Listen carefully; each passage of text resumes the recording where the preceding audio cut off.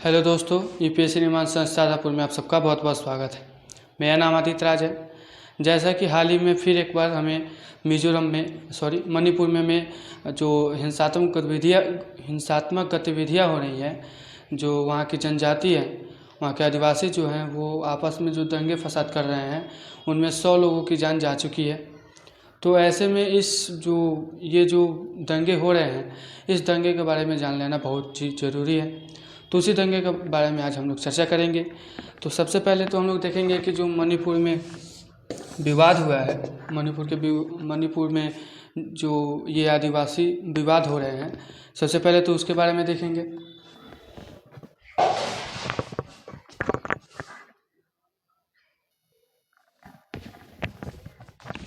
उसके बाद से देखेंगे कि चूँकि ये जो मणिपुर है, मणिपुर से ही सटा हुआ राज्य है मिज़ोरम।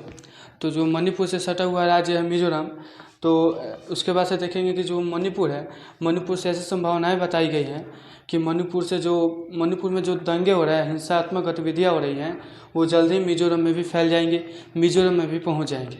तो आखिर कैसे ये मिज़ोरम से जुड़ती है, कैसे संभावनाएं जताई जा रही है कि मिज़ोरम में ये दंगे फसाद पहुँच जाएंगे। उसके बाद से देखेंगे कि अगर मणिपुर से मिज़ोरम में यानी कहीं ना कहीं यहाँ पे एकीकरण की संभावनाएं देखने को मिल रही है। तो ऐसे एकीकरण की संभावनाएं भी, जो एकीकरण की मांग की जा रही थी, जो जनजातियों की एकीकरण की मांग है, उसकी एकीकरण की मांग की जो संभव होने की जो संभावनाएं हैं, वो कहाँ तक है, हो सकती है या नहीं, उसके बारे में देखेंगे। और उसके बाद से देखेंगे एक प्रश्न जो कि हमारा प्रीलिम्स एग्जाम से जुड़ा होगा। तो सबसे पहले तो हम लोग देखेंगे मणिपुर में जो विवाद हो रहे हैं, ये विवाद क्यों हो रहे हैं, उसके बारे में देख लेते हैं।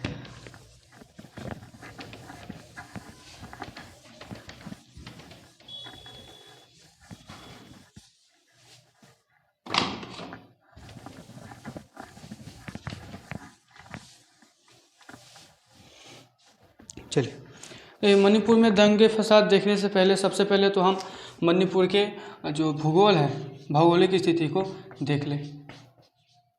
मणिपुर के भौगोलिक स्थिति के बारे में जान लें।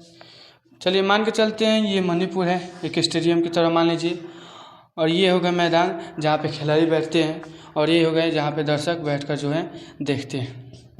ये स्टेडियम हो गया, बिल्कुल स्टेडियम की तरह ही मणिपुर को मान ले। तो जो मणिपुर है, उसका जो बीच का इलाका है, ये है मैदानी इलाका, जो कि पूरे राज्य का मात्र 10% ही हिस्सा है, मात्र 10% हिस्सा है। लेकिन यहाँ पे एक जनजाति रहती है, मैतेई जनजाति। आदिवासी का एक ग्रुप रहता है मैतेई।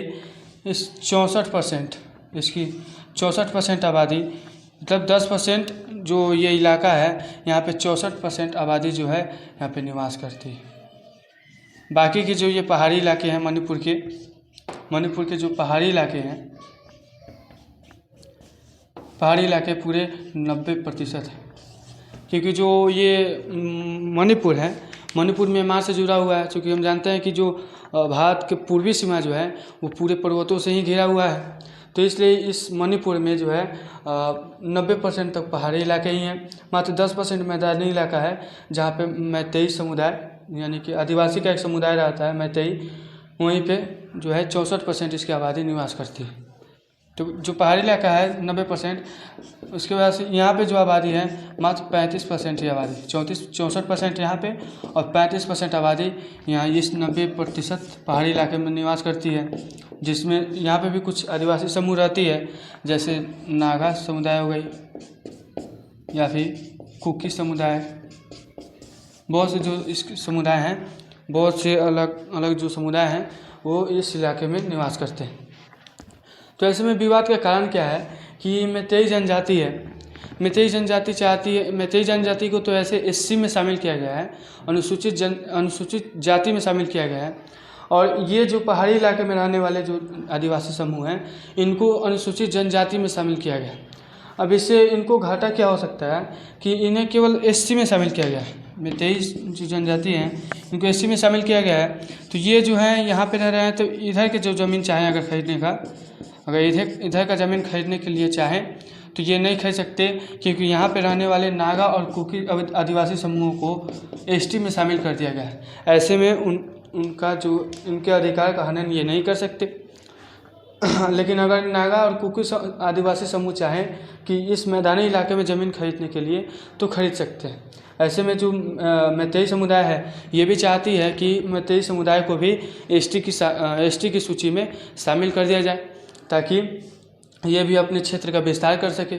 तो ऐसे में इसी बात को लेकर के मैतेई समुदाय और इधर नागा और कुकी समुदाय में जो है दंगे फसाद होने लगे हैं, आपस में जो है हिंसा होने लगे हैं, मारकाट होने लगे। ऐसे में जो हमें इस दंगे में अब की बार जो दंगा हुआ है वो उसमें 100 लोगों की मौत हमें देखने को मिली है। तो ये तो थे दंगे के कारण, दंगे के बारे में हमने जाना।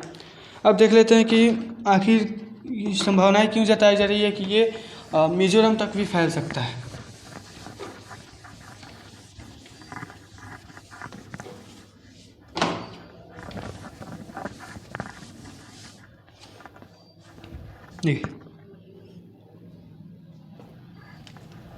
जैसे हमने अभी आदिवासी समूह की बात की, कौन कौन से आदिवासी समूह जो हैं इस दंगे फसाद में शामिल हो रहे हैं। तो मिजोरम से चूँकि हम मतलब ऐसी संभावनाएं बताई जा रही हैं कि मिजोरम से भी ये विवाद मतलब ये जो हिंसा है ये मिजोरम तक फैल सकता है। तो क्यों? क्योंकि जो मिजोरम है यहाँ पे कुछ आदिवासी समूह भी रहते हैं यहाँ पे भी, जैसे उसमें कुछ प्रमुख का नाम बताएं। कुकी हो गई, मिजो, कुकी हो गई, मिजो हो गई या फिर चीन।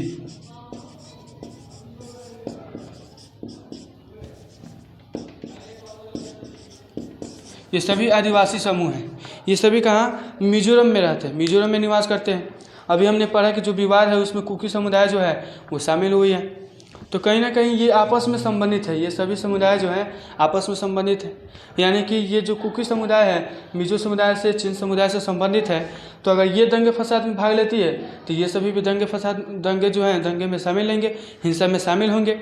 और ये तो तीनों जो समुदाय हैं ये हैं मिजोरम के। यानी देखा जाए तो अगर मिजोरम के समुदाय भाग लेते हैं यानी मिजोरम भी कहीं ना कहीं इस दंगे फसाद से जुड़ सकता है। इसी बात को लेकर के ऐसी संभावनाएं बताई गई हैं कि जो मिजोरम है वो भी मणिपुर के दंगे में शामिल हो सकता है, शामिल होने की संभावना है। इसके साथ ही साथ अगर देखें मतलब इसी के कारण जो है आंदोलन जो हो रहे हैं, जो मैतेई जनजाति जो आंदोलन कर रही है एसटी में शामिल होने के लिए, वे आंदोलन अन्य राज्यों में भी विस्तृत हो सकते हैं। मुख्यतः देखा जाए तो मिजोरम राज्य में, क्योंकि ये सभी जो तीनों जनजातियां हैं ये मिजोरम के ही हैं। तो विशेष मुख्यतः देखें तो मिजोरम राज्य में इस आंदोलन का विस्तार जो है होने वाला है। अब इस जनजाति के अगर देखें कि हाँ इस जनजाति के इतिहास के बारे में,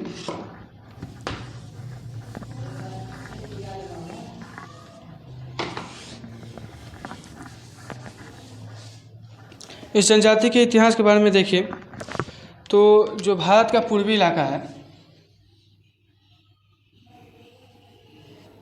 जो भारत का पूर्वी इलाका है वो एक देश जिसका नाम है म्यांमार, म्यांमार से सीमा साझा करता है। तो म्यांमार के उत्तरी पश्चिमी जो उत्तरी पश्चिमी वाला क्षेत्र है वहाँ पे एक हिल्स पाई जाती है, चीन हिल्स।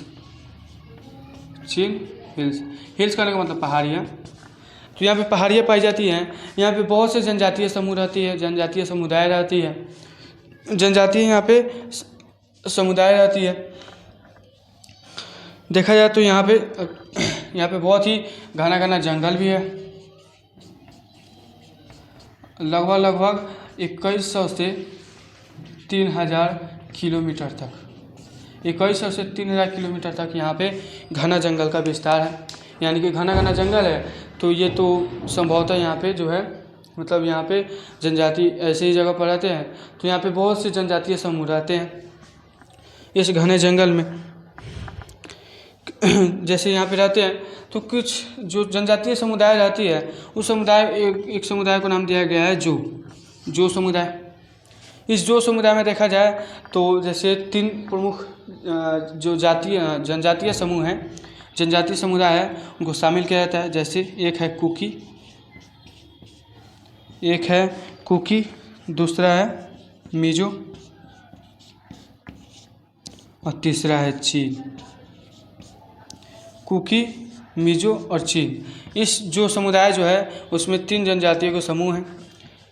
3 जो जनजातियाँ हैं उनके समूह हैं। कौन कौन? कुकी, मिजो और चीन। इन सभी जो कुकी, मिजो एवं चीन है, ये म्यांमार के जो उत्तर पश्चिमी इलाके में जो 2100 से 3000 किलोमीटर तक जो घना जंगल फैला है वहीं पे निवास करते हैं। ऐसे कहा जाता है कि ये जो तीनों समुदाय हैं, ये तीनों समुदाय म्यांमार से होते हुए जो तिब्बत का रास्ता है, ऐसे जो भारत है यहाँ पे जुड़ा हुआ है, तो तिब्बत से होते हुए, बांग्लादेश से होते हुए जो है भारत में इन्होंने प्रवेश किया है। यानी कि ये जो जनजातीय समूह हैं ये भारत के साथ ही साथ बांग्लादेश और म्यांमार, इन तीनों से संबंधित है। तीनों में ये जो है अपना विस्तार कर चुके हैं। इन तीनों देशों में ये निवास करते हैं। यानी कि इनके दंगे का जो प्रभाव है हमें 3 देशों में देखने को मिल सकता है। तो ऐसे में ये दंगे की बात हुई कि जो मणिपुर से जोड़ने वाला विवाद है। इसके बाद ही देखिए तो जो कुकी, मिजो और चीन है, इसके कई उपजाति भी देख सकते हैं हम। कई उपजातियों के भी नाम देख सकते हैं, जैसे हो गया लुसेई,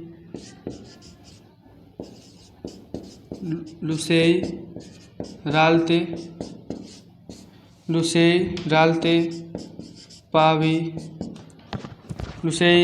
पावी, जोमी, पित्तई, मतलब अनेक उपजातियाँ हमें देखने को मिल सकती है। ये सभी उपजातियाँ जो हैं जातीय संबंध, मतलब कि इन तीनों जो जनजातियाँ हैं ये आपस में जातीय संबंध भी रखती हैं। इसलिए इन्हें हम मतलब जो है एक वंशज के रूप में देख सकते हैं। इन सभी जनजातियों को इनके वंशज के रूप में देख सकते हैं। इसके साथ ये तो हो गई कि जाति के आधार पर संबंधित है। इसके साथ ही साथ देखिए तो ये धर्म के आधार पर भी संबंधित है। धर्म के आधार से ही धर्म में भी समानता देखने को मिलती है। इनके सभी में देखें तो सभी अधिकतर जो हैं ईसाई धर्म के ही हैं। ऐसे में देखा जाए तो ये सभी जनजातियाँ आपस में संबंधित है। और ये तीनों जो जनजातियाँ हैं इन्होंने दंगे में भाग लिया है। यानी कि ये सभी जनजातियाँ जो है दंगे में भाग लेंगे। ये सभी जनजातियाँ जो हैं मिजोरम की हैं। यानी कि मिजोरम से जो है ऐसे कहा जाए, इंडायरेक्ट रूप से कहा जाए तो मिजोरम भी दंगे में जो है शामिल हो सकता है। शामिल होने की ज़्यादा संभावनाएं हैं। इसके साथ ही साथ अगर ये दंगे फसाद करते हैं तो इन्हें 3 देशों में जो है प्रभाव इनके देखने को मिल सकते हैं। ये तो बात हुई कि हमने तो पहले बात किया कि दंगे के बारे में। उसके बाद बात किया कि ये विवाद जो है, ये दंगे जो हैं आखिर मणिपुर से कैसे जुड़ते हैं। और उसके बाद से अब देखते हैं कि जो अब चूँकि मिजोरम मणिपुर है, यहाँ पे जो जनजातियाँ रह रही हैं, क्या इन जनजातियों में मणिपुर और मिजोरम की एकीकरण की संभावना है? मतलब इन दंगे से मणिपुर और मिजोरम की एकीकरण की संभावनाएं जताई जा रही हैं। क्या वो संभव है या नहीं है, उसी को देखते हैं।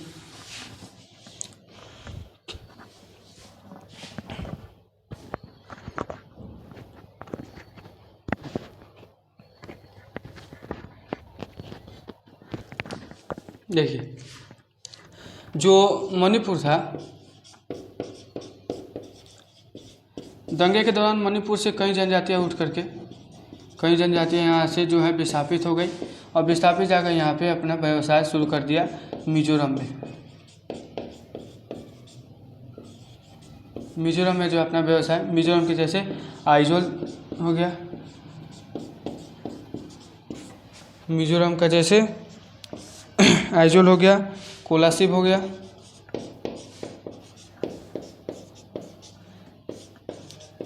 गया, या फिर शेरछिप।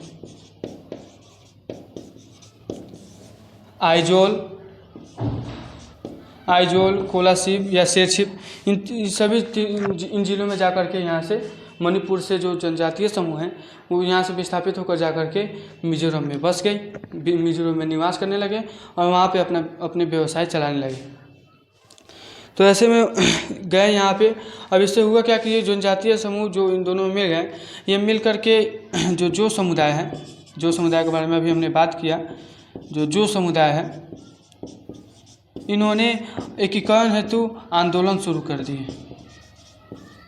एकीकरण हेतु आंदोलन शुरू करने की जो संभावना है वो जताई जा रही है, क्योंकि जो मणिपुर और मिजोरम को एक करने के लिए, क्योंकि मणिपुर और मिजोरम के जो जनजातीय समूह हैं वो आपस में मिलते जुलती हैं, तो मणिपुर और मिजोरम को मिला करके एक नए राज्य का निर्माण करने की मांग जो है यहाँ पे निर्माण करने की मांग, यानी कि एकीकरण की मांग के लिए आंदोलन शुरू होने की संभावनाएं जो है वो जताई जा रही है कि एकीकरण की मांग के लिए जो है एक विशाल आंदोलन की शुरुआत की जा सकती है।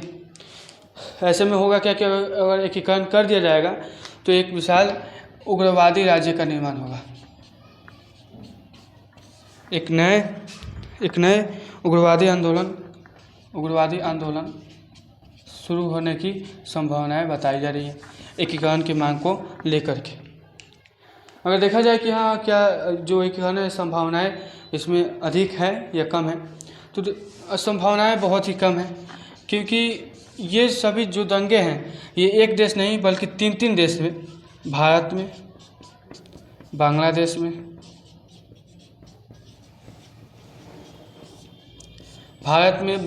में और म्यांमार, ये सभी देशों में फैले हुई है।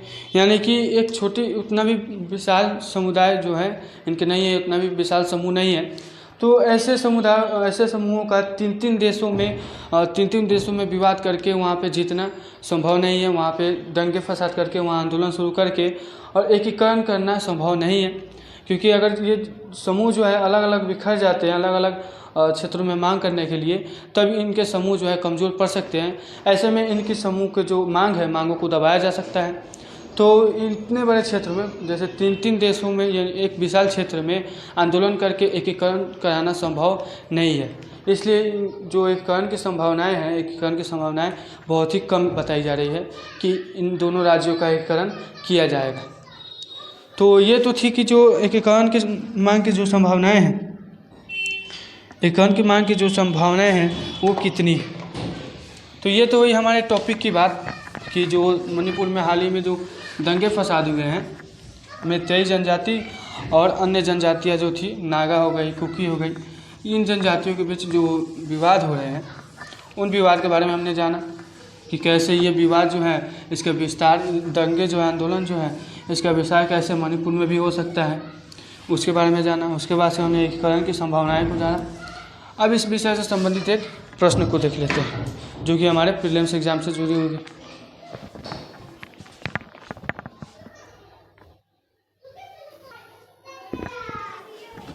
चलिए, हमने तो अपनी टॉपिक की बात कर ली, अब उस टॉपिक से संबंधित एक प्रश्न को देखते हैं। प्रश्न है, जो आदिवासी समूह किस इलाके में पाया जाता है? ऑप्शन ए है भारतीय उपमहाद्वीप के पूर्वोत्तर में, ऑप्शन बी है भारत के मध्य इलाके में, ऑप्शन सी है अंडमान निकोबार द्वीप समूह पर, और ऑप्शन डी है इनमें से कोई नहीं। आशा है कि मेरे द्वारा पढ़ाए गए इस वीडियो में मेरे द्वारा पढ़ाए गए इन तथ्यों के आधार पर आप इस प्रश्न का उत्तर दे सकेंगे। आप इस प्रश्न का उत्तर जो है कमेंट बॉक्स में दे सकते हैं। इसी के साथ हम लोग की टॉपिक समाप्त होती है। जल्दी मिलते हैं एक नए टॉपिक के साथ। तब तक हंसते रहिए, हंसाते रहिए और पढ़ते रहिए, पढ़ाते रहिए। धन्यवाद।